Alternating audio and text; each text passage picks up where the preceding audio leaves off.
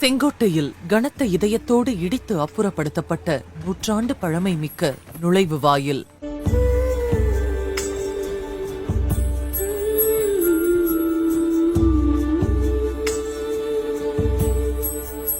செங்கோட்டை நகரின் நுழைவுப் பகுதியில் துவாரபாலகர் சிலைகளோடு அமைந்துள்ள நுழைவு வாயில் இன்று அதிகாலை உரிய பூஜைகளோடு சிலைகள் பாதுகாப்பாக அகற்றப்பட்டு வளைவு அப்புறப்படுத்தப்பட்டது.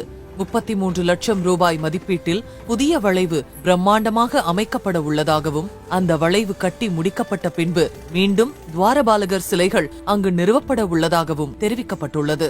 சுமார் 100 ஆண்டுகளுக்கு முன்பு திருவிதாங்கூர் சமஸ்தானத்தின் சார்பில் கட்டப்பட்டிருந்த இந்த நுழைவு வாயிலானது செங்கோட்டையின் அடையாளமாக திகழ்ந்து வந்தது. இருப்பினும் நகரில் அதிகரித்து வரும் போக்குவரத்து நெரிசலுக்கு தீர்வு காணும் பொருட்டும் நுழைவு வாயில் சேதமடைந்து இடிந்து விழும் நிலையில் இருந்ததாலும் நுழைவு வாயிலை அகற்றுவது காலத்தின் கட்டாயமாகிவிட்டது. இதுபோன்ற உள்ளூர் செய்திகளுக்கு தென்காசி லைஃபுடன் இணைந்திருங்கள்.